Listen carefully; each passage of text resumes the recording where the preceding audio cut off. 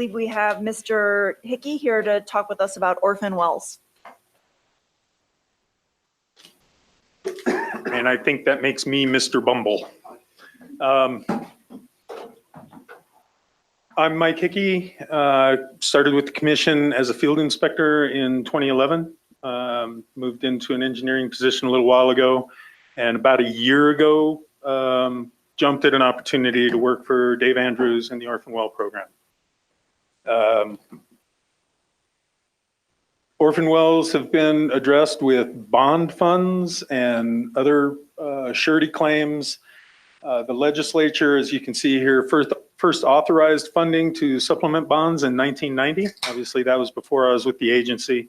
My experience is after that. Spending either source of funding or the current sources of funding, they all get the rigorous fiscal scrutiny of our procurement system with the state.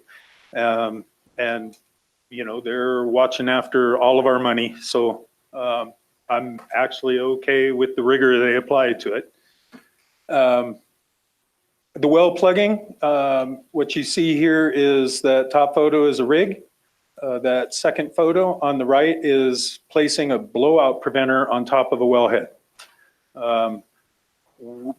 The blowout preventer is really the only place we use that term now. It's usually referred to as an uncontrolled release, but the term BOP has outlasted everything else.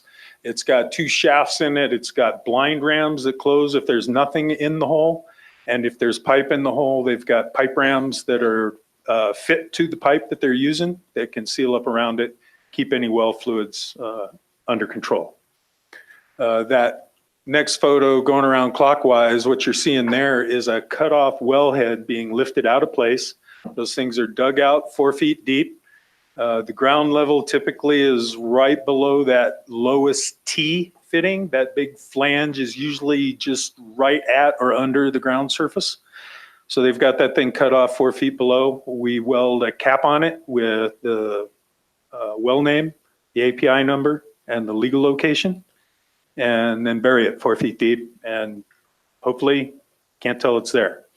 That next picture is the act of cutting off the inside casing.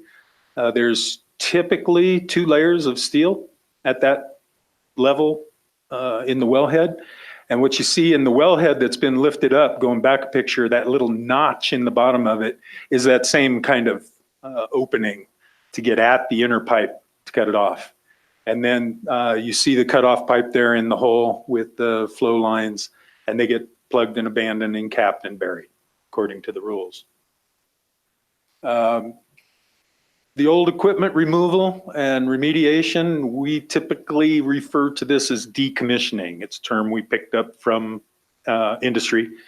And it's getting the flow lines, the tanks, the separators, all the miscellaneous equipment. There's sometimes buildings involved. And we experimented at length with secondhand dealers in oil field equipment. And I actually got one that would come out and look at the stuff with me, and he still will not return my calls. Nobody is interested in using used oil field tanks. The penalties for leaks are just too extensive. The market on used tanks is really on tanks that were ordered and not installed or over purchased or something like that. There really is. We recover scrap value from this steel by the pound from our contractors. We occasionally can repurpose them. And typically the contractor, because of the way the contract is set up, is still required to give us scrap value for it, even if he gives it to somebody. And what it does is it saves him trucking. There's really no value in it. The most significant repurpose we've been able to locate for these tanks is a couple of ranchers who will cut them in half, flip them over, cut a door in it, and use it for a calf barn. Gives their young calves a place to get out of the hail in storm conditions. So those guys will haul them off for free, and we have to clean them up to haul them. So they have to be scrubbed out and cleaned before we can put them on the highway to take them to scrap. So we've already contracted for that stage of it. Farmers getting a clean piece of steel, we're getting a higher, better use. And better for everyone that way. The surface reclamation you can see there is just the bugs and bunnies that Margaret and her crew are really experts at. I've done extensive work in this area in land development, but what you see there is basically what we do. You level it out, get good topsoil on it, seed it, and get straw on it. That tool you see in the center picture on the bottom is a crimper. If you just throw the straw down, the first wind hauls it away. Those little fingers on those wheels bend the straw and shove it into the dirt enough to keep it on site. You can usually tell a site that's been properly seeded, strawed and crimped by the birds. If you go up to a reclamation site like this and you see just the straw and no birds, you can pretty much count on the fact that they saved a few bucks on the seed.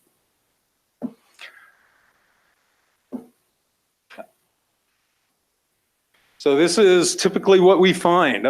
Very frequently, these orphan sites have been abandoned for many, many years, and all there is a pipe sticking up. Landowners sometimes are just used to them, don't think about them too much, and then someday they call us and say, hey, what's this pipe sticking up? And a lot of times the gravel that was used for the pad site is still in place and impeding revegetation and needs some work. We get in there and get a rig on it, get that wellhead cut off, and get a flange welded in place or threaded in place if the threads are in condition, get a blowout preventer on it, start pulling pipe, start placing cement plugs. The plugging is a complex, complicated system. We place a mechanical device 50 to 100 feet above the production perfs. We require cement on top of that. The industry basically is working with a 20-year timeline. When we're plugging wells, we're talking thousands of years. We're talking permanent. So we want cement everywhere because, as the Romans have proven, it's durable. Then that site gets reclaimed. A lot of times it requires some amendments to the soil. The topsoil that gets stripped and piled has sometimes been sitting there long enough to basically die, and it needs some help.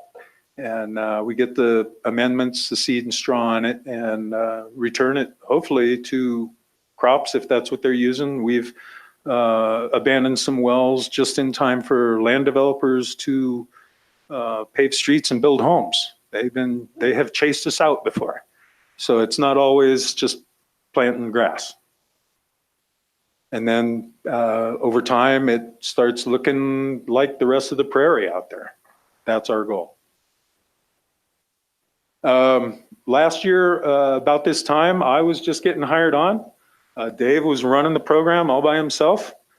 We spent a lot of time with position descriptions. We were not just pulling the position description. We weren't filling an existing position. We were creating a whole new department. It was very time consuming, and we put a lot of detail, a lot of effort into it. It kept us from plugging wells. There were a lot of executive order requirements. Dave can address those a lot more accurately than I can. I know that one of them was that they wanted all the known wells to have a priority score by a date certain. And the priority team that had been meeting for a couple hours a week for a year and a half got all together in one room in Rifle for a week and sat down and just cranked them out. It was a very effective think tank for a few days in the Rifle Rec Center. We've developed a new bid format that requires a little bit more forethought on our part. We prepare a plugging plan before we go forward based on the information we have. Obviously, some of these wells, when all we have is a piece of pipe sticking up out of the ground, the amount of information we have can be pretty limited. And change orders are us. So we deal with a lot of that. And those, the change orders get the same rigorous scrutiny from our procurement people that the original contract does. They really look close at this stuff. We are now moving into larger, more diverse jobs to meet the budget requirements. We kind of started out with baby steps. I called it avoiding the dumb tax. It's a term I learned a long time ago. When you're doing something for the first time, take little bites because mistakes are little and learn as you go. And we're now, right now, we're just, Rebecca Robbins was out with us yesterday as we were pulling rods. Now we've got tubing coming out. We've got first well of a 9-well plugging program getting started as we speak. We just finished a 10-well decommissioning program. We're getting rid of the tanks and vessels. And we've got a 14-well program in the works. So we right now are operating 4 workover rigs in the state in various capacities, making us one of the most active plugging operators in the basin. So we're busy.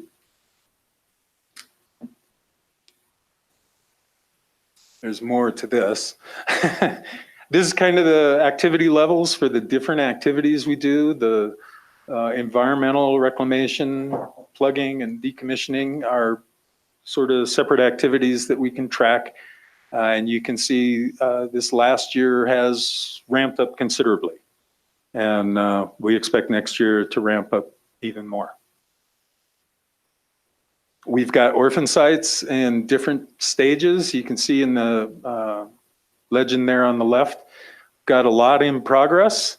That includes some projects that have been reclaimed, and we're just waiting for the seed to come in thick enough to get it off our list. They have to meet, I think it's an 80% of original criteria. And so a lot of those red crosses are in that category. Some of them are wells we're plugging, we're decommissioning. We've got a lot of stuff in progress and even more in the planning stages. And I believe it's time for questions. Yes, thank you. Commissioners, any questions? Commissioner Eaton. There were a few, Pam Eaton, there were a few federal wells on that, and I know that the feds have a lot of abandoned or an orphan well, so I'm just curious what the relationship is and what they're doing. So to date, how we've handled that situation is if it's, let's say, a federal minerals and federal surface location, BLM will have their own bonding for that well. And in the vast majority of cases, we let BLM handle their own business. We track federal locations in this program if there was a COGCC order that essentially, put that operator or removed their ability to operate. So there may be many more federal wells than were shown on that map because we are only tracking the ones that are related to an order. And sorry, you said where there was a COGCC order that led to that being abandoned, or? That's correct. Commissioner Putnam? Thank you. I had 2 questions. The first related to when you're working on a site, do you collect or characterize data related to methane or other emissions to kind of get a sense for how much you might be reducing those emissions, just so A, we can track that, and B, provide a potential benefit and funding source as we look forward to, needing to chase down those sources in the future? So we have not to date. I know there are vendors out there that are interested in that because they've been, well, one in particular contacted me recently. I've kind of passed that along to EDO to, I guess, further consider carbon credits, that type of thing. It's not something that we've heavily explored so far.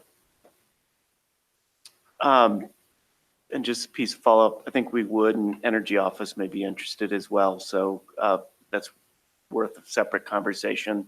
I think the other question is just, given the levels of funding, what does the backlog look like, and how long would it take to work through the, I'm sure longer list than you have budget for right now? So the goal of Governor Hickenlooper's order last year was to take care of all high and medium priority locations within a 5-year period. During our first year, we were a bit short of the budget amount that was allowed. However, last year we were also given 2-year spending authority. So this is the first year that we've had that ability. So the budget that was not spent during last fiscal year ending June 30th rolls into this current fiscal year. So we have a very large budget this year. As Mike mentioned, we're at a point where we're turning the corner, and we've got a lot of work scheduled this summer. We will probably plug more wells this month than we did all of last fiscal year. So we're definitely moving in the right direction. There was a bit of a budget decrease this fiscal year, so that might push our timelines out a bit more, but the executive order still says, endeavor to get that backlog down within the 5-year period. So as far as numbers go, we had, let's see, I had it right here. For the 2018 list, and this was as of August 1st of last year, we had 263 wells on 365 locations or sites. So some sites don't have a well, or that well had been previously plugged. So you can think of it as basically a 365 sites number. July 1st of this year, a few weeks ago, that we published our second annual list, and it's up to 422 sites with 275 wells. So certainly we have a lot to do. And percentage-wise, about 80% of those are either high or medium priority. Great, thank you. Sure. Any other questions, commissioners? Commissioner Hahn. Brenda Hahn here. So there must be companies in the private sector that do what you do as well? That's correct. And as one of the executive order requirements was to establish a reimbursement mechanism.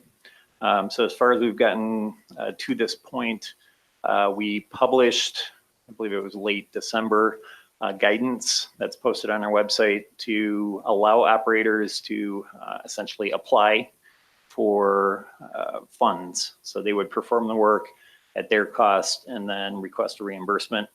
So the agreement would be set up ahead of time though. So that implementation of that process, it's ready to go. It's still waiting on approval through the state controller's office and purchasing. So that's kind of the last step before we begin to implement that. So that would allow anyone that's an operator, registered as an operator with the commission, to apply for funds to perform the work. So far, it's just been the commission going through the bidding process, like Mike had mentioned. And that's, until we get the other program moving, that's where our effort is right now. So would they have COGCC oversight? Yes, but they would not be our contractor per se. So the program would be a little bit different in that we may not be out there every minute of the operation as we are right now with our current work. Thank you. All right, seeing no further questions, thank you so much, Mr. Andrews and Mr. Hickey. Your group's doing really fantastic work. And next we have Ms. Schultz here to talk with us about the budget.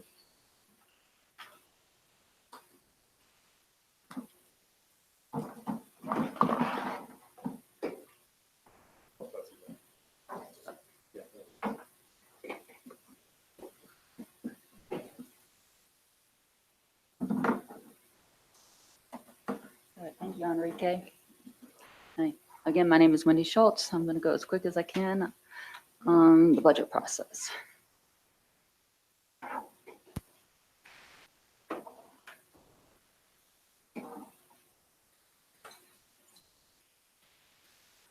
I will first we've already talked about our primary responsibilities, so I'll skip over that. So I'll go straight to our 1920 budget because all these groups you've heard from prior to now, they need a lot of money, they spend a lot of money, and we can't spend more money than what the General Assembly tells us we can do. So they give us our spending authority. So this is just to show you what our section of Senate Bill 207, that's fiscal year 1920 long bill. This tells us how much we can spend in all these categories. These are our line items. Our program costs, which is personnel and general operating, we have $13.6 million. That next line item is our underground injection control program. That is actually not appropriated by the General Assembly. It's there for informational purposes only because it's a federal grant. We get reimbursed for a portion of the costs associated with regulating Class 2 underground injection control wells. And we're delegated that authority by the EPA. The next line item is our environmental assistance and complaint response, $300,000. And if you skip down another one to the special environmental protection mitigation studies, those two are managed by Greg Duranlo, and there's environmental mitigation and special studies that we do. And unfortunately, I skipped the orphan well program. We're actually appropriated, we get $5 million in new funding every year, but like Dave Andrews said, we had 2-year spending authority, so I don't want to put our new $5 million plus the money that was left over from last year, which is $3.5 million, and say that we're going to spend $8.5 million. I'm trying to make this actually match my cash fund projection spreadsheet that you'll see later. So I just put down kind of our estimated spending for this year, and that's $3 million, and I'll adjust that as needed as we go through the year. And then the indirect cost assessment, that's our last line item. That's how the divisions fund the executive director's office. So every division spends, has an indirect cost assessment line item. This next spreadsheet just shows all the other items that do not show up in our long bill. Every year we spend money on, we spend bond claim money that's continuously appropriated to us, so it's not a line item. And I just used the 3-year average for our estimate for this year. Those next two line items are what we call pots. Personal service pots, $2.2 million, and the other line it's actually non-personal service pots, and it's about $3 million. POTS is a budget term for centrally appropriated spending authority. It's actually appropriated to the executive director's office, and line items such as salary survey, health, life, and dental, short-term disability, all these supplemental para payments that we have to make. And then OIT, if you see below, that's Office of Information Technology, or lease space. Everything is appropriated at the executive director's line at the executive director's level, and then it's split out to the divisions based on budget requests that we have made or calculations based on the number of FTE. You skip on down to, you see their total estimated expenditures for this year are it's about $24 million, and then we'll also transfer about $700,000 to CDPHE for their oil and gas related activities. So the grand total coming out of our grand total expenditures from our sources of cash is about $25 million. So where does this money come from? Okay. Oh yeah, I do have just a breakdown of our program cost line item, because that is our largest line item, and that's $13.6 million. And most of that, as you can see, is salaries and retirement benefits. We also have about $1.4 million for general operating expenses. That's what covers our hearings, our travel, our training, our computer hardware, and a number of other items like our FLIR cameras that we just purchased. Okay, so these are our funding sources. 73% of it for this year we expect to be funded from the Oil and Gas Conservation and Environmental Response Fund. That is the cash fund that we manage. Okay, it's held in the state treasurers by the state treasurer, but we manage that cash fund. But we also get $6.1 million from this severance tax. That money is paid by the industry into, it goes to the Department of Revenue, and it's split up. And I'll have a chart at the end of this presentation, but near the end that will show how that money is divided up. And but we get, for the last 3 or 4 years, we've gotten $6.1 million, and the amount that comes into our environmental response fund is it varies, and it's based on projections that I make, so. And the next pie chart actually takes that, the Oil and Gas Conservation Environmental Response Fund, and shows where all that money comes from. So about 15 million of that cash fund is projected to come from levy payments. I've got an estimate in there for 1.6 million in penalty revenue, and that's just the 3-year average. I have no way at the beginning of the year to know how much money we're going to have in penalty revenue, so I just take the last 3-year average, and then I'll adjust that through the year. And I've got a little bit coming in from bond claims, and that again is just kind of a rough average. And for cash flow purposes, at the beginning of the year, I just put in the same amount of money that we claim, and we spend the same amount, so it's kind of a wash. And then that smallest amount is our federal grant, $96,000.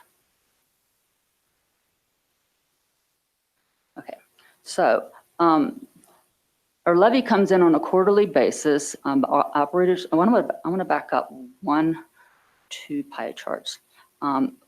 One takeaway from this chart that I want you to get is that none of our funding is from general fund. Okay, it's all cash funds, and it's all from the industry, because 95% of severance tax revenue to the state is from the oil and gas industry, from oil and gas revenues, and all the money that comes into the Oil and Gas Conservation Environmental Response Fund, with the exception of that $96,000 in federal grant money, is all from industry, whether it be fees, the levies, or penalties. So there's no general taxpayer money that funds this organization or any of the activities related to regulating the oil and gas industry. Okay, so the oil and gas levy is paid on a quarterly basis, and our current rate is 1.1 mils. And so their payments are based on the sales value of their production. They multiply that times the levy rate, and that's the levy payments that they make to us. So sales value is just simply production times commodity price. And I've got down at the bottom there, you can see that 10 million in sales generates about 11,000 in levy revenue. So all you need to do with that 1.1 mils, I get asked this a lot, is you just scoot the decimal over 3 places. So they multiply their 10 million in sales times 0.0011.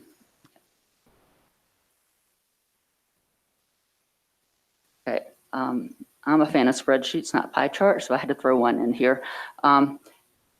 Our levy rate for about 10 years was 0.7, and then starting in April of 2018, it was, and we do this through a rulemaking.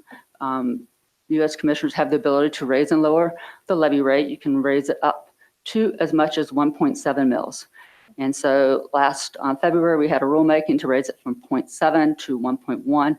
It was a 0.4 mil increase, and it was effective for the last quarter of last fiscal year, fiscal year 17-18. So you can see the bump in conservation levy as a result. Starting in fiscal year 18-19, it jumped from, in 17-18, it was 10.3 million, and this past year, we just finished up in June 30th, it's roughly 17.1 million in revenue. We had 2.9 million in penalty bond claims. We didn't claim much in bonds this year, and 84,000 in federal funds.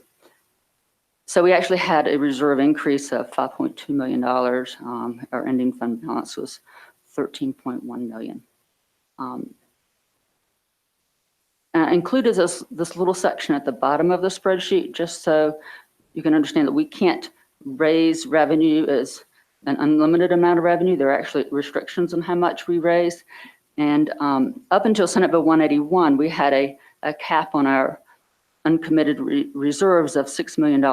It was a static cap, which didn't work very well when your appropriations continue to increase, because you need to be able to build up your reserves to be able to spend more money in the following year if your spending authority increased. So Senate Bill 181 We changed that. It actually allows us to keep 50%, our uncommitted reserves can be up to 50% of next year's spending authority.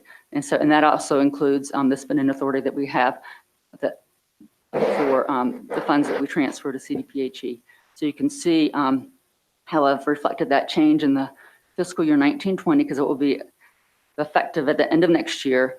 Our uncommitted reserves cap is $10.2 million, assuming our total expenditures for 2021 is about $20 million. So that's how that works.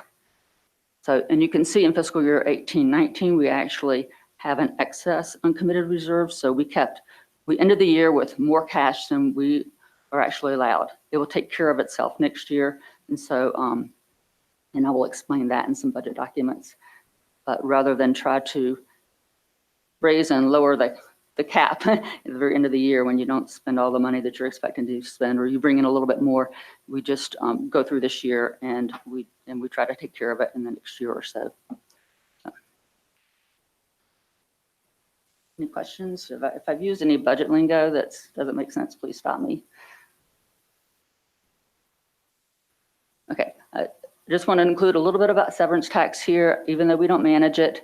A lot of people are interested in where it goes. So all the severance tax goes into goes to the Department of Revenue, and then it's split 50-50. 50% goes to the Department of Natural Resources. The other 50% goes to the Department of Local Affairs. And the 50% that comes to DNR is then split 50-50 into the operational fund and then the perpetual base fund, which is managed by CWC, the Colorado Water Conservation Board. So our $6.1 million comes out of the 25% pot of all severance tax revenue. So then my next few slides, I'm not going to spend much time on this. I just highlighted the important part, and I've already touched upon this. These slides just show the key statutory authority pieces related to our cash fund. This is where it says that you can raise and lower the levy, but it cannot exceed 0.7 of a mil on the dollar. This just reflects the new language in Senate Bill 181, how it changed our statutes. And the unobligated portion of the fund cannot exceed 50% of total appropriations from the fund for the upcoming fiscal year. And here it just talks about in our cash penalties actually go into this sub-account within our fund. So like I'm projecting 1.6 million in penalty revenue. All that money goes into this environmental response account. We cannot spend that money on personal services or general operating expenses. It can only be spent on environmental projects. It can be spent on orphaned wells, any environmental remediation or protection type projects. And that is what that language is explaining. And again, that is it for me. So. Any questions? Commissioner Putnam.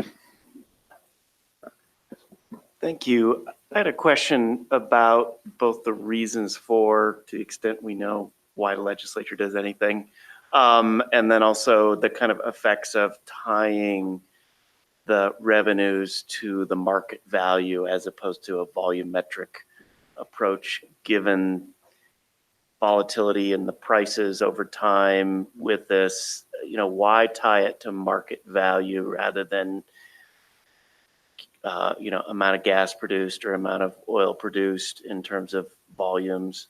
And then what does that do for your kind of predictability for revenues over time, knowing you have no control over price? Right, it does make it challenging. I think it's actually not as challenging as trying to forecast severance tax revenue. Ours is a little bit more stable than that. I think when that was determined many, many years ago, it was probably trying to reflect the way severance tax and how even though this is not a tax, it is a fee, but it's reflecting how taxes pretty much applied to other revenue is usually, for severance taxes, it's on the value of oil and gas. And that's really about all I can say about it. Thanks. And I'll just add, when you look at the DNR budget as a whole, severance taxes are about 15% out of our total. And it has fluctuated. It's scheduled to go down in the next few years, actually. Yeah, Commissioner Eden. Yeah, this is a quick question. You projected your levy revenue to go down in the next two A little bit, because our production has gone down in the last few months, and I'm really not sure where to go with it. And I didn't have the luxury of yesterday when I decided to do a really quick update on our production forecast and price forecast. The price forecast I can get pretty easily. I just go to the futures market. I don't try to make up prices myself. And we go to Energy Information Administration to get all the past prices, plug in and kind of see where, the production and the prices and all the forecasts we use, how it actually turns out compared to our estimates. And then, Mike Hickey, is he still in here? He's not. But usually when I have the luxury of time, at least a few days, Mike Hickey and I sit down, we make independent production estimates, and we come together and we discuss them, and we use a lot of information to make those forecasts. Anything that pops up in the paper about, large companies' planned capital investments in this area, we use that. We use that in our considerations. And we're looking at what's happening. We look at, for the short term, we can look at the number of wells that were fracked, because we get frack notices in. Did we get those in real time? And there's like a 2-month lag on a bump in production. And so, but it's really hard to forecast out. And the prices have dropped a lot in the last month or so. And so, instead of in the 60s, that was my previous forecast, kind of low 60s per barrel. I've dropped it down to the mid 50s, and so our forecast, dropped quite a bit as a result. We'll see. I will update this. I have to do a formal update in the next couple of months for the cash fund reporting for the General Assembly.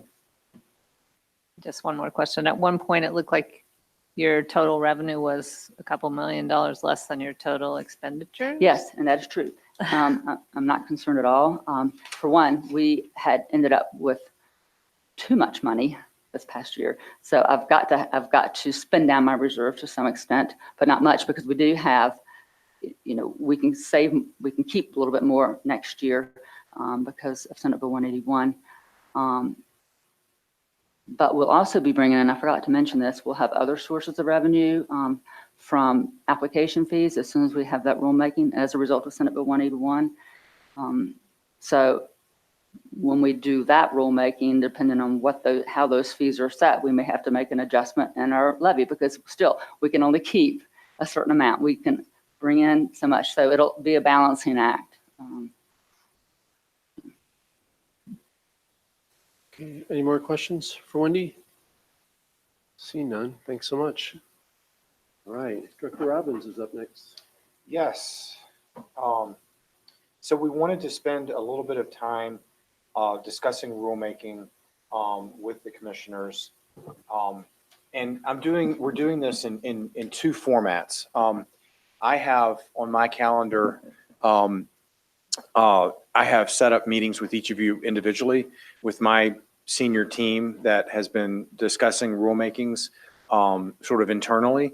I've had 2 of those meetings to date, and I have meetings set with each of you between now and the time of our next hearing, July 31st. And we'll, at that time, do kind of a deeper dive into the various rulemakings that are before us. My staff and I have been working on creating white papers around each of the rulemakings, which is literally us sitting in a room with a computer and throwing things on the screen. What does it mean when we talk about mission change rulemaking, and what are the elements to that? And so we're trying to get our hands around, how do we define the different rules that are before us? What are those areas? And then how do we go about creating a rulemaking that will be successful over the course of the next now 11 and a half months. Time is moving quickly. And so we look forward to having those continued discussions with each commissioner offline so that we can make sure that we're landing in an arena that you all collectively believe is the right place, because you can go in many different directions when you talk about, say, cumulative impacts. And so we want to make sure that we're in the right space. So I wanted to talk a little bit about timeline, because we're actually needing to finalize our timeline for rulemakings under one of your wigs, Dan. So, if we can, Mimi, I don't know if you can you pull up the timeline that we put together so that we can talk about that? While she's doing that, I'll talk sort of conceptually about timeline that we've been thinking internally. So we have 4 rulemakings that are mandatory over the course of by July of 2020. So that is the mission change rulemaking. That is the rulemaking that says that we will revisit our regulations because we are no longer fostering oil and gas development, but instead we're regulating development in a manner that is protective of health, safety, welfare, the environment, and wildlife resources. And there are components to that, removing cost effectiveness and technical feasibility and defining, inserting sidebars of reasonableness and necessary. And then there are a lot of other components to that. As I mentioned earlier, we heard at the ALJ rulemaking, the concept under the 500 series that we ought to sort of level the playing field, create a playing field that allows for opportunities for all Coloradans to be involved in the process and to feel comfortable coming here and being before you, is just a minor but important subset of the mission change rulemaking. But that's one that we have to get done by July of 2020. Secondly, we are required to do the cumulative impacts rulemaking. And that's the evaluate and analyze and address potential cumulative impacts to oil and gas, to Colorado from oil and gas operations. We've developed an internal team for brainstorming there. It involves Commissioner Putnam and some of his staff, myself and some of my staff, and we're meeting weekly to continue to brainstorm, what does it mean when we talk cumulative impacts and how do we get there? So that's the second one that we need to undertake by July of 2020. Thirdly, we need to revisit the flow line rules. We've got some specific direction from the General Assembly about what that revisit looks like. And then finally, we have to undertake the alternative site analysis rulemaking and to create that tool as well. We also need to, sooner rather than later, address and create the technical review board rulemaking. That's the rulemaking that establishes that we and our scientists will assist local governments as they evaluate and undertake their own siting that they now have from state statute. And we kind of think that's important to do as sooner, because that's as local governments get their new regulatory approaches in place, we want that tool to be an effective tool for them. And we want them to see it being developed so that they can hopefully pivot to it as they create their rules. So this is a question that I wanted to bounce off of the commission in terms of process. That's a lot. That's a lot that we have to do. And that's a lot on some pretty heavy, meaty topics. The way that I've been sort of thinking about it and thinking through it and how we can be successful is, it seems to me that mission change and cumulative impacts are kind of big, sort of bulky rulemakings that have a lot of subcomponents. And some of the others, alternate site, technical review board, flow lines, they're more discrete topics. They don't impact all 12 series of our regulations.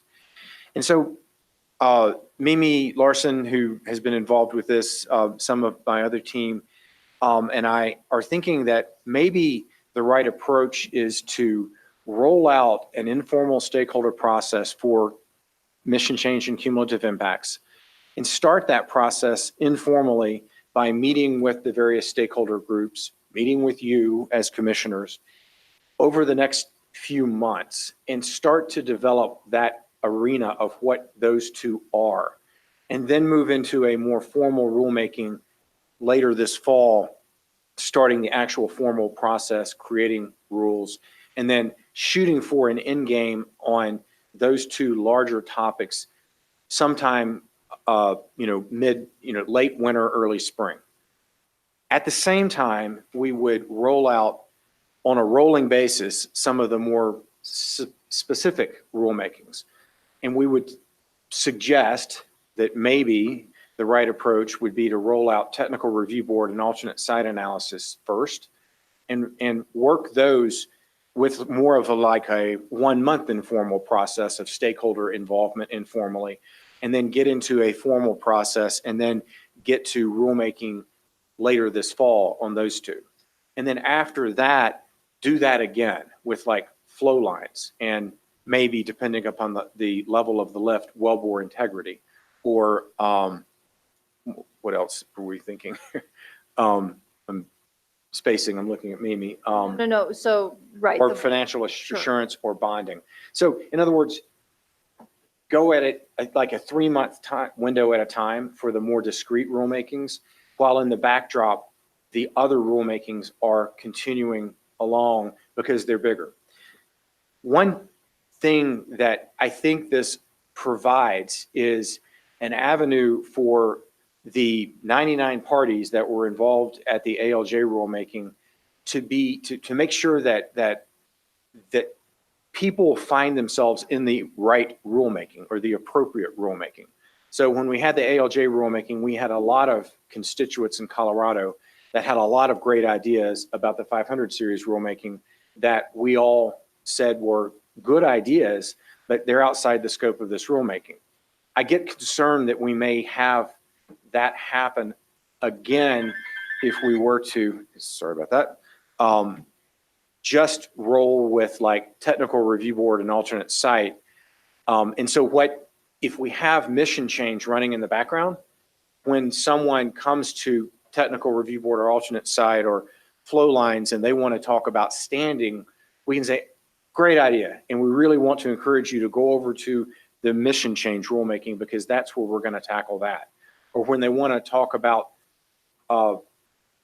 concerns about air and it's at flow lines, we can say, yes, there's a little bit of that here, but that really needs to be at cumulative impacts. And so we encourage you to be at cumulative impacts.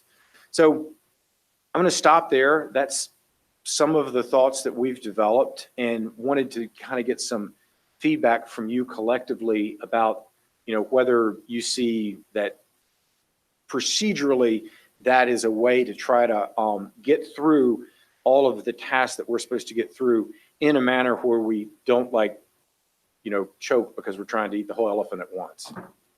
So, Mr. Putnam. Maybe in the interest of helping choke elephants, I think it's useful context just to have a sense for what the CDPHE will be doing kind of in parallel, because the programs are going in parallel. We have our own obligations under 181 and other statutes and requirements. So we're going to start a stakeholder process on the Air Quality Control Commission regulations implementing 181 at the end of this month, I believe on the 29th. And that will go for 2-3 months, pretty quick process before having a proposed rule in September. That will likely lead to a hearing and hopefully implementation in December. But that'll, I think we're viewing as a kind of first phase of rulemaking, because we also can't eat the entire elephant at once. So we'll probably have a follow-on set of rules later next year to kind of continually improve and tighten, given we have a pretty strong mandate, maybe even stronger in some ways, to minimize emissions from the sector. And that's a tall order, but one that we intend to implement. So while we're thinking about stakeholder engagement, we should think about an overall roadmap to make sure they know in both entities where they're going.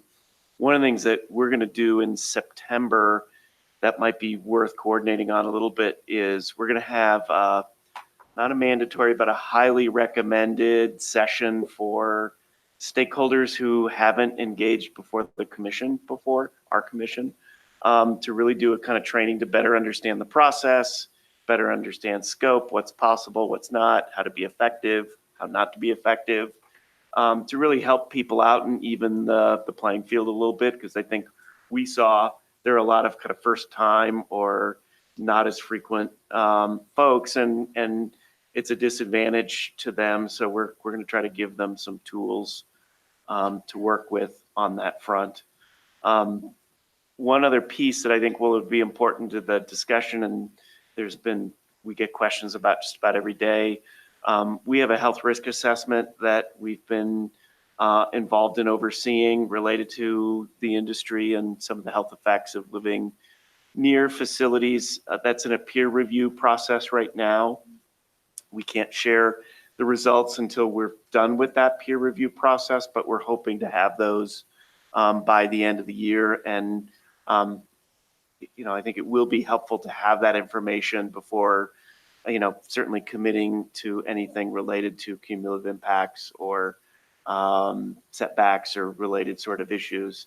So that sort of dictates that this rolling with the mission change and cumulative impacts, but not fully addressing it until after that is released is probably the right approach. I think that's right. I think it's very useful to start the process in the way that you've identified and start the help conceptualizing what it means and what it needs to include. And then we can flesh that with data, and hopefully we'll have that data as soon as we can to kind of inform the dialogue along with other studies we've done. Other outside parties have done studies, and all that I think will be relevant to the commission and all the stakeholders as well. Commissioner Eaton. Can you just explain to me the scope of the rulemaking that you'll do in this calendar year?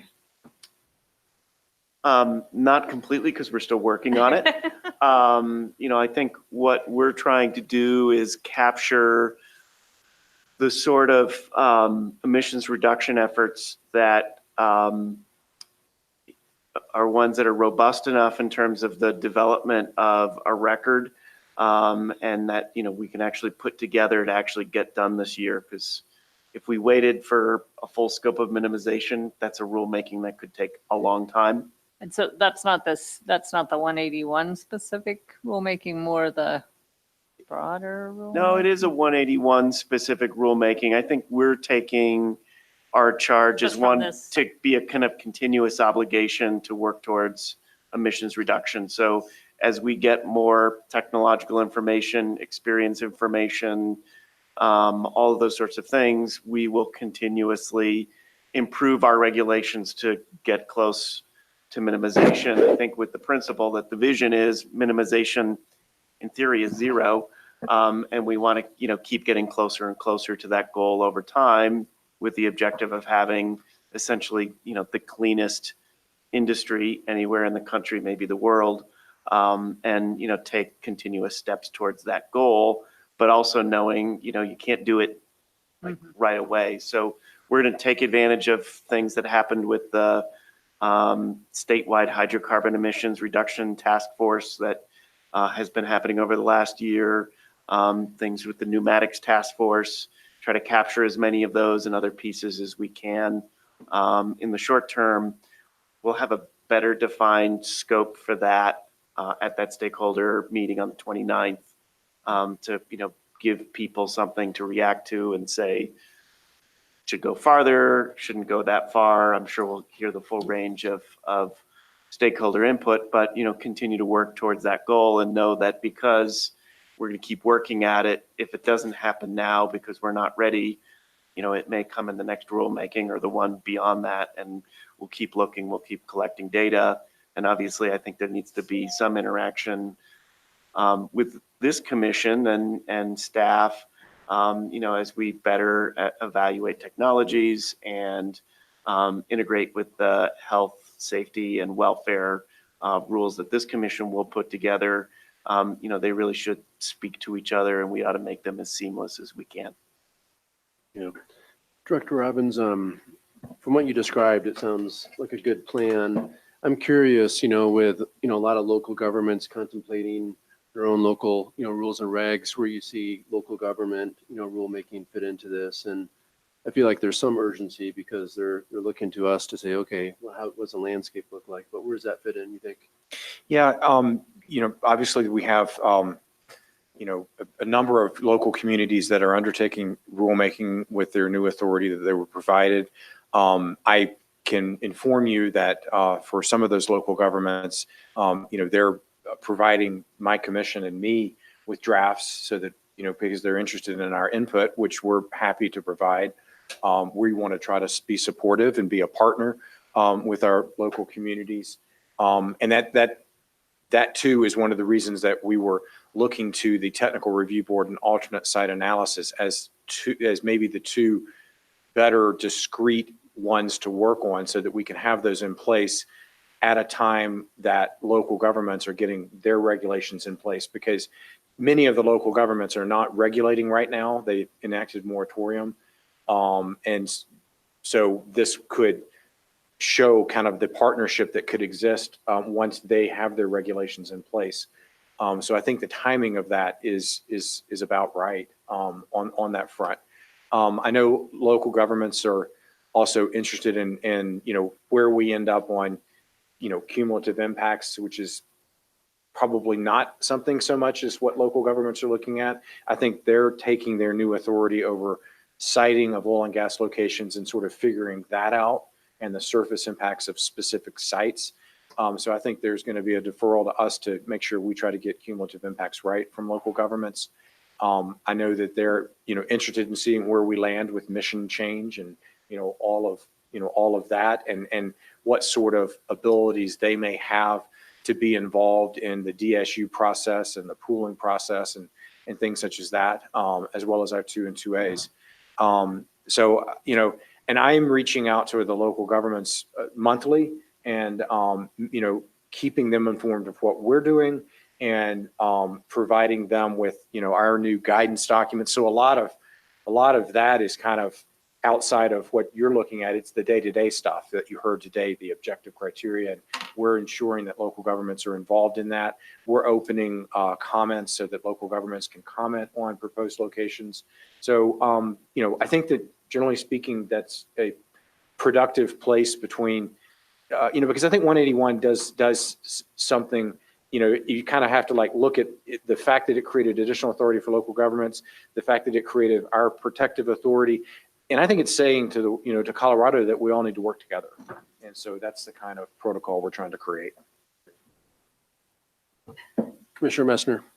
Thank you. And I think along those same lines, particularly with local governments who are looking either to develop their own regulations or amend existing regulations. I agree with you 100% that, looking at the technical review, the alternative site analysis, but actually getting into mission change pretty heavily as well, because if I was trying to come up with local government regs right now and I wasn't sure exactly what the floor was from the state, it's going to be a little bit difficult in certain subjects. And so, I think as quickly as we can work with local governments in order to give them some certainty on certain items, as many items as we can, the easy ones, the siting ones, the thing that deals with locational standards, the things that deal with, noise reduction, or the things that they know that they're not going to be preempted on, right? Yeah. And so, I think that would be a really, really good first step and something that we need to do fairly quickly. And again, I agree that the technical review is alternative site analysis, the flow lines are all things that we can do fairly rapidly as well. I think that the cumulative impact piece, and I appreciate that you're already working on it, but I think that does take a significant amount of time, because my guess is that even within this room, everyone has a different idea what cumulative impact means. What the elements of cumulative impact, what elements are important as far as looking at cumulative impacts. And so I think starting to get a framework, from everyone in this room is probably good to do sooner than later. So that we can start to chew on that, over the next significant number of months. But yeah, those are my thoughts. Can I respond? Sure. Yeah, Yep. just Director Robbins. in response, Commissioner, I agree. And that's one of the reasons that my team and I are reaching out to each of you individually is to start to have those initial discussions with each of you. And we're creating notes and we're trying to create kind of okay, here's the working document on cumulative impacts. And we would hope that at the July 31st, August 1st, we're going to set aside a brainstorming session with you, here, so that we can all talk about that, so that you can hear from Commissioner Eaton what she thinks, or from Commissioner Hopkins what he thinks, and you can all, start to have that debate. And so we'll do that. We'll set aside a good amount of time at that hearing to have those discussions. Just on cumulative impacts, the other thing for folks to sort of noodle over. Okay, we're supposed to do this by July of 2020. That's 11 and a half months away. I think what that says to me is that we're supposed to do the initial cumulative impacts rulemaking by July of 2020, and we should chart out what the next few years looks like relative to continuing to enhance how we look at cumulative impacts. The other thing that I want to let you start noodling over is, in July of 2020, we'll have a five-member full-time paid commission. Well, the bandwidth that is going to be with that paid commission to continue down the road of evaluating, addressing, and analyzing cumulative impacts is going to be sufficiently bigger than the bandwidth that we have here, a 9-member volunteer board. You have great bandwidth. We're mighty. Yeah, you're mighty. You're mighty, but they will be obviously mighty plus. So, I think we should be thinking about that. In the brainstorming session we had just yesterday with Commissioner Putnam and others, we started to think about that, is that we should develop, what's the first step, and then what are the next step on cumulative impacts. For the first time, we'll have capacity to, potentially do studies and have folks be able to go out and look, is our regulatory protocol addressing these sorts of things? So there's all sorts of opportunities that are very exciting for this commission now, and as this commission morphs into the professional commission on, that regard as well as the rest. Commissioner Hahn. So I wonder, when we're going over some of these specific topics, if we could have your staff that are experts in those fields be available at the hearings, so we can have their, because they all said really good things today with so much experience and knowledge. And I think it would be really nice to be able to pick their brains as we're going through these topics. And maybe you were planning to do that. Yeah, but- I think that's an excellent idea. And when we have our initial brainstorming session and otherwise, we'll make sure we have the experts that you heard today in the room. And then, we also will define out, for each area, like if cumulative impacts, there's an air area there that we need to work around. And I think bringing some experts from John's shop, from my shop, to help you as you talk about that.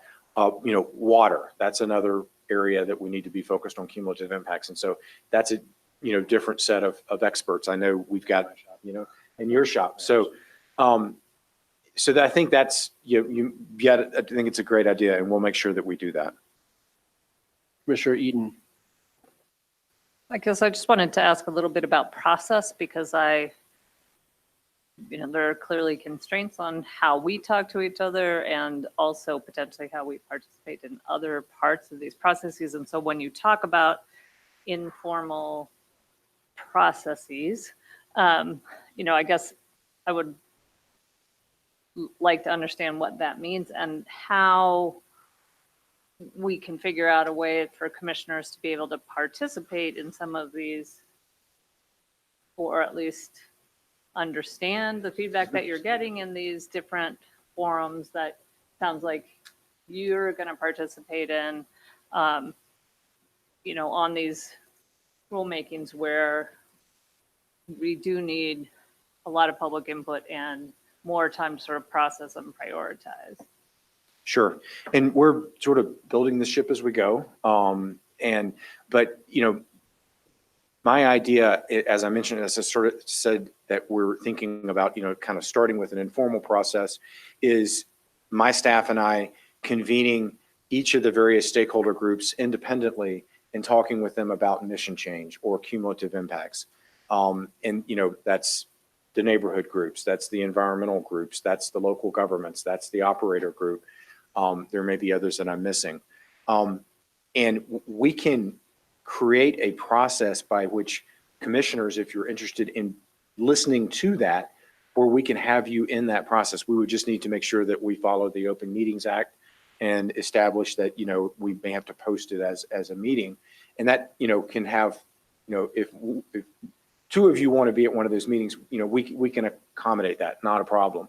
And I know there's probably differing bandwidths of, ability to be involved at that informal process and differing desires of how much you want to be involved in.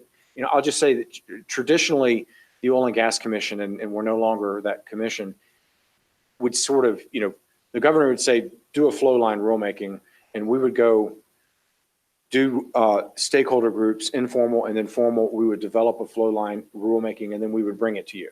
And then you would look at it, and then that would be kind of the first set of eyes. And we totally get that we need to adjust that process to bring commissioners in early on. As part of my initial meetings with you, I'm trying to get a sense of what's your, how much do you want to be involved and at what level, so that we can make sure that we tailor our processes to accommodate your desires. Commissioner Overture. Yeah, I just wanted to follow up and respond to your proposal about creating or opening stakeholder processes for some of the rulemakings that are going to be more complex and are going to take a little while longer. And I wanted to just say that I strongly support that idea. And I would even argue that we should perhaps go a step farther and look at any of the possible rulemakings that we think we may be able to complete by the time our terms end in July of 2020, and go ahead and open up stakeholder processes for each of those now, so that there's sort of a repository place where folks can provide public comments that may be outside the scope of some other rulemaking, that there's like sort of an open receptacle that's kind of waiting, willing, and able to accept those comments for their consideration later on in the process, where we get to the meat of those other types of rules.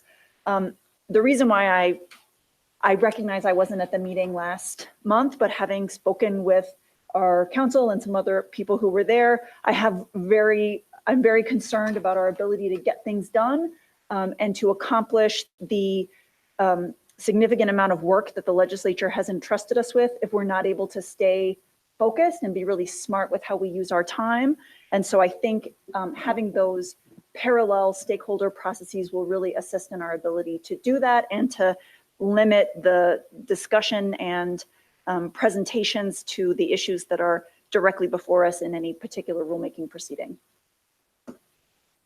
Commissioner Hopkins. Yes. My reaction is very what you've outlined, Director, is very supportive of the general process. When you talk about the mission change rulemaking, just for my own clarification, I think of that as the health, safety, welfare, and environmental incorporation rulemaking. Yep. And I do like the idea of spending some time with individual stakeholder groups separate to get their views, because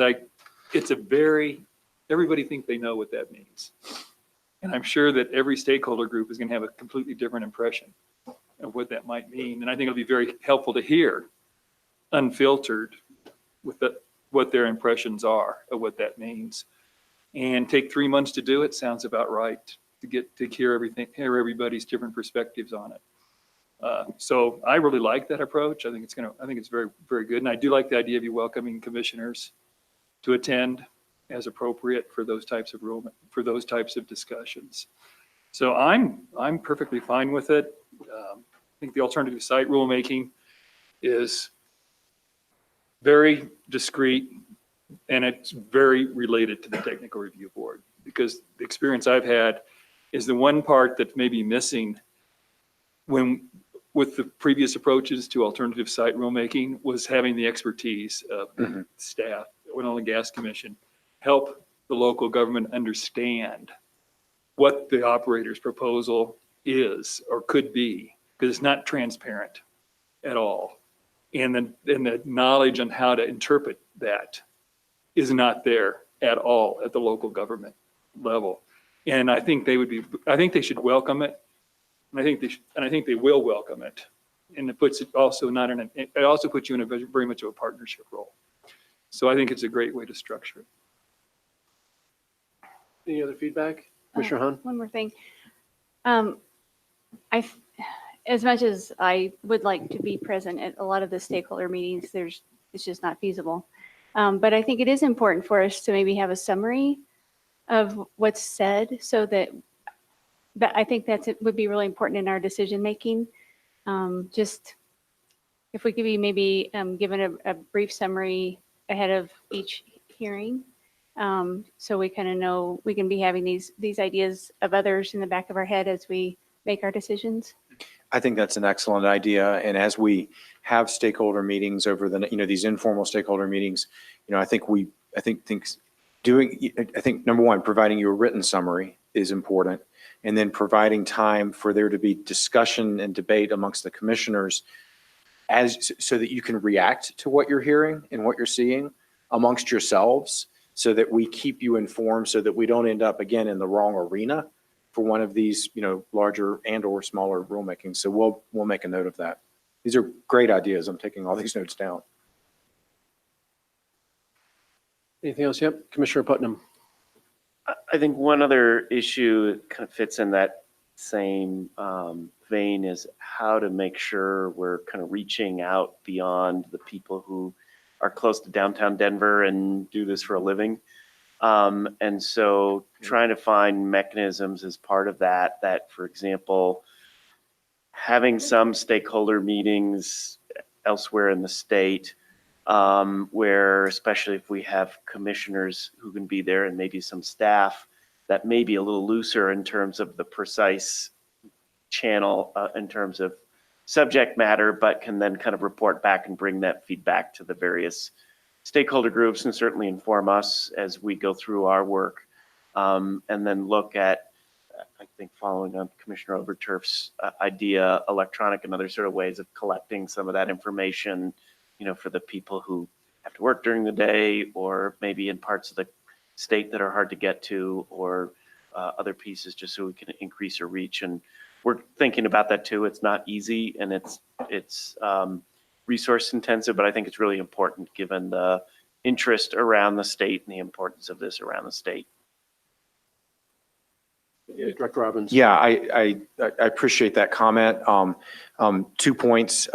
Last night I went to Thornton and I convened a meeting of the neighborhood groups that had all showed up at the ALJ rulemaking, and we had a healthy report, and they were very appreciative that I came to them at night after hours, and so they could ask me questions and get perspective on what we're doing.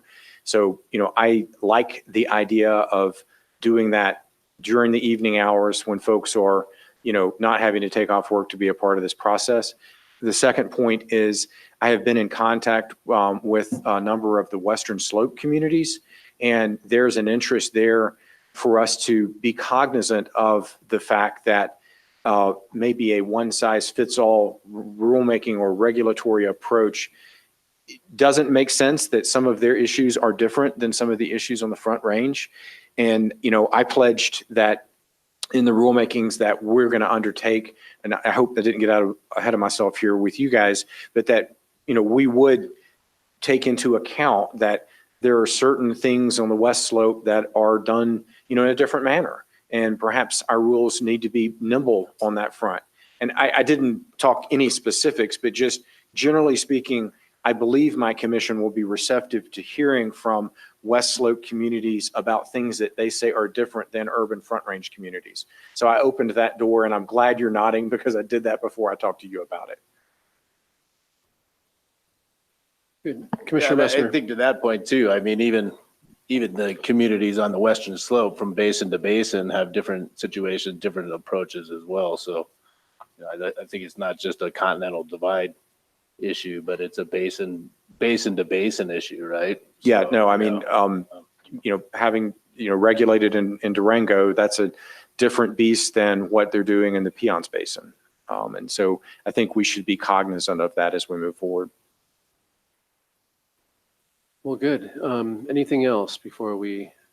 So let me ask one final question. So the sort of timing of these initial rulemakings of running out mission change and cumulative impacts and having that running in the background and then moving with alternate site and technical review, are commissioners comfortable with sort of that initial timing? Because I'd like to update the rulemaking timeline that's on our website right now. And if we're good with that, I would make at least those updates. And then we can determine, what's the next discrete set of rulemakings, in a bit.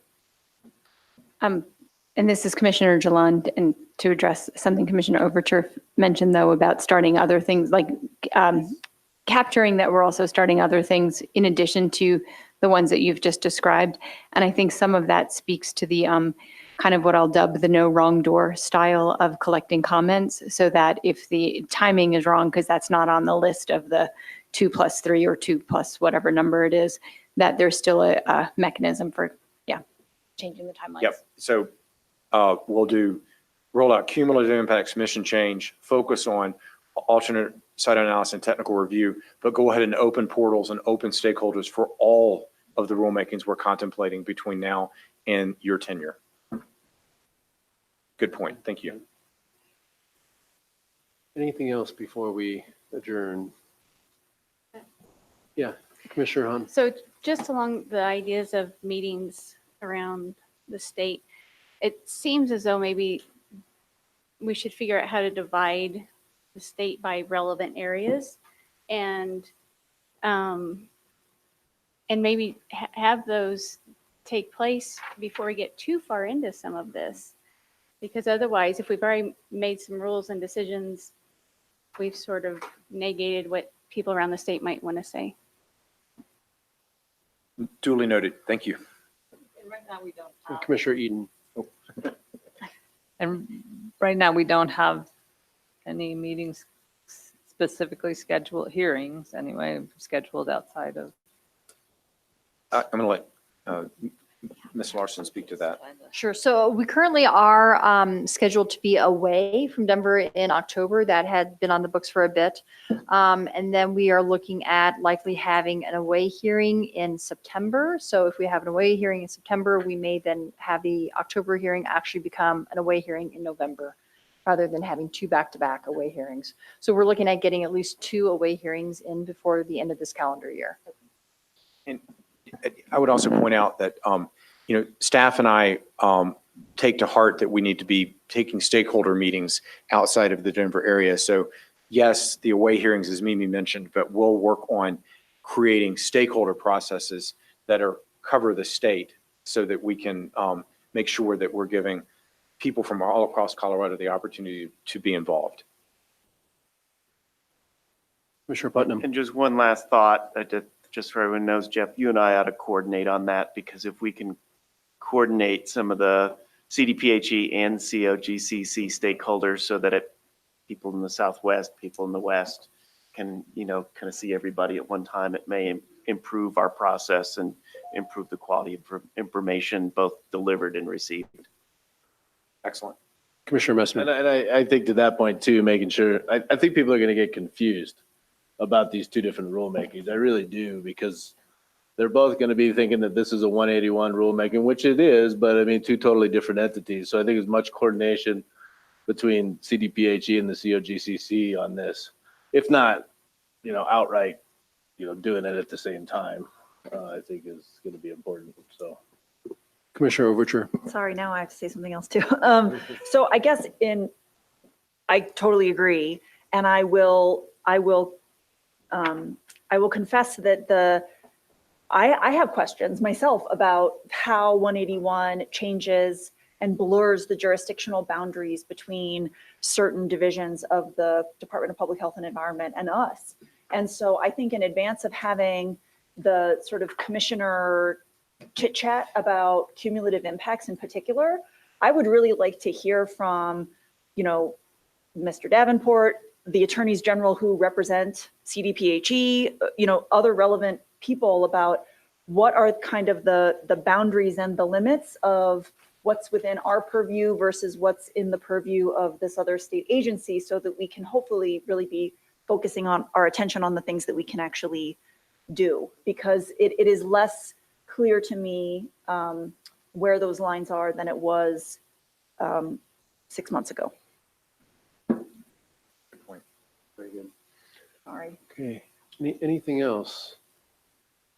I have something. I want to thank Director Robbins and staff. What amazing presentation. It was very, very, very informative. And let's give all of them a round of applause, actually, because it was just amazing. I think it really, I don't think it's really been done like this before. So I think this is a good model to have in the future. So thank you. Thank you all. With that, do we need a motion to adjourn? Okay, do we have a motion? Yep, Commissioner Putnam. I'd like to move that we adjourn. Is there a second? I'll second. Okay, Commissioner Eden seconds. All those in favor say aye. Aye. Any opposition? Seeing none. We're adjourned.